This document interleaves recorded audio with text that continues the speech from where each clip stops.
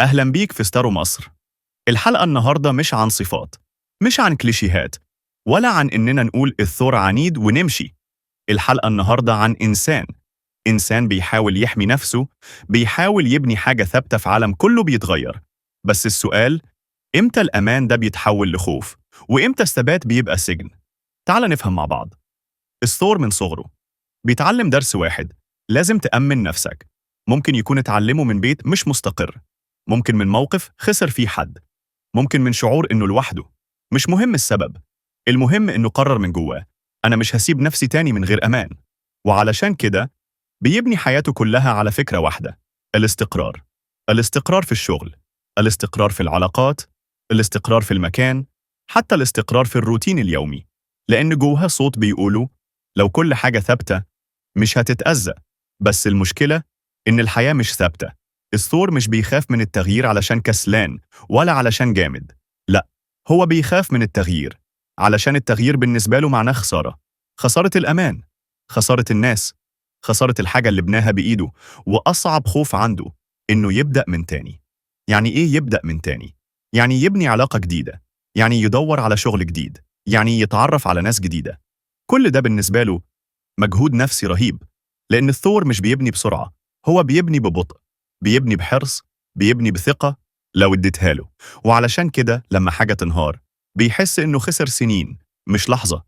ده اللي يخليه يفضل في علاقة مؤذية، مش علشان بيحب الأذى، لا، علشان بيقول لنفسه: أنا صبرت كتير، يعني هيتعدل. أنا بنيت كتير، ما ينفعش أسيب دلوقتي. وبرضه نفس السبب اللي يخليه يفضل في شغل مش مريحه، أو في مكان مش بيحبه، أو في دايرة اجتماعية بتستنزفه.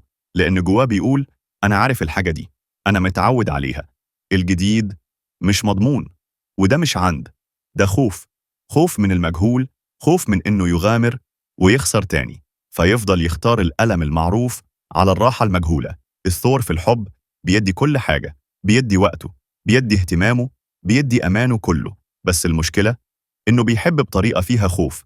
يعني إيه؟ يعني بيحب وفي نفس الوقت بيخاف يخسر، فيبدأ يتمسك. والتمسك ده ساعات بيتحول لامتلاك، مش علشان شرير، لا، علشان خايف. خايف الشخص ده يمشي، خايف يلاقي حد تاني، خايف يحس إنه مش كفاية، فيبدأ يراقب، يسأل كتير، يحتاج طمأنينة كل يوم. وده مش حب بقى، ده قلق. والمشكلة الأكبر إن الثور بيصمت طويل جدا. ممكن يكون متضايق، ممكن يكون متألم، ممكن يكون حاسس بالإهمال، لكن بيصمت. ليه؟ علشان بيحاول يستوعب، بيحاول يفهم، بيحاول يصبر. بس الصمت ده مش أبدي، لأن في لحظة معينة الثور بينفجر. وساعتها كل حاجة اتكبت بتطلع مرة واحدة، بعنف، بوضوح مؤلم. والناس بتتصدم، بيقولوا: أنت فجأة كده ليه؟ لكن هو مش فجأة، هو كان بيصمت من زمان. لما الثور يحس بالضغط بيعمل حاجة واحدة: بينسحب. مش بيهرب، لا، بينسحب جوه نفسه، بيقفل على نفسه، بيبطل كلام، بيبطل مشاركة. ممكن يكون قاعد قدامك بس مش موجود، وده بيخوف الناس حواليه. بيحسوا إنه بعد، إنه مش عايزهم. لكن الحقيقة إنه بيحاول يحمي نفسه، بيحاول يهضم اللي حصل، بيحاول يرجع لنفسه تاني. بس المشكلة إنه ساعات بيفضل منسحب لفترة طويلة جدا، لدرجة إن الناس بتيأس وتمشي. وساعتها بيتأكد الخوف اللي كان جواه من الأول. شفت؟ كلهم بيمشوا في الآخر. في فرق كبير بين ثور ناضج وثور خايف. الثور الناضج بيختار الاستقرار، مش بيهرب من التغيير. بيحب من غير ما يمتلك، بيبني بس عارف إن كل حاجة ممكن تنهار، وعارف إنه هيقدر يبني تاني. أما الثور الخايف بيتمسك بأي حاجة علشان ما يبقاش لوحده، بيفضل في مكانه حتى لو مؤلم، بيصمت لحد ما ينفجر، وبيبني أمانه على الناس مش على نفسه. والمشكلة إن الأمان اللي بيبنيه على الناس ساعات بيختفي في لحظة. الناس بتشوف الثور وبتقول: ده بطيء، ده جامد، ده ما بيتغيرش. لكن الحقيقة إن الثور من أكتر الأبراج حساسية، حساس جدا. بس بيخبي الحساسية دي. ليه؟ علشان الحساسية بالنسبة له ضعف، والضعف خطر. فيفضل يظهر قوي، يظهر ثابت، يظهر مبسوط، حتى لو جواه منهار.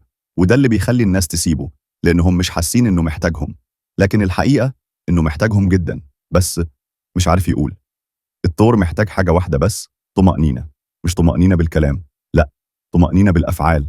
محتاج حد يفضل موجود، حد ما يختفيش فجأة، حد ما يتغيرش عليه بين يوم وليلة. محتاج حد يقول له أنا هنا ومش هروح، ومش مرة، كل يوم. لأن الثور مش بيثق بسرعة، لكن لو وثق بيدي كل حاجة. المشكلة إنه بيحتاج الطمأنينة دي بس مش بيطلبها. بيستنى حد يحس، يفهم، يعرف. وده طبعا مش عادل، لكن ده خوفه إنه يطلب ويترفض. الشفاء بالنسبة للثور مش في إنه يبطل يحب الأمان، لا، الشفاء في إنه يتعلم يبني الأمان جوه نفسه. مش في الناس، مش في الشغل، مش في المكان، جوه نفسه. يتعلم إنه لو كل حاجة راحت هو لسه موجود ولسه يقدر يبني. يتعلم إن التغيير مش نهاية العالم، إن الخسارة مش معناها الفشل، إن البداية من تاني مش عيب. ويتعلم يسيب الناس اللي مش بتحبه، يسيب الأماكن اللي بتستنزفه، يسيب الأفكار اللي بتخليه سجين. مش علشان يبقى قوي، لا، علشان يبقى حر. يا مواليد الثور، انتم مش عنيدين، انتم خايفين. وده طبيعي، ده إنساني. بس الأمان الحقيقي مش في إنك تتمسك بكل حاجة. الأمان الحقيقي في إنك تعرف إنك هتبقى كويس حتى لو كل حاجة اتغيرت. وعايز أسألك سؤال، إمتى آخر مرة سبت حاجة من غير ما تحس إنك بتخسر الأمان؟ استرو مصر، أسترو مصر، فهم أعمق لنفسك وللناس حواليك.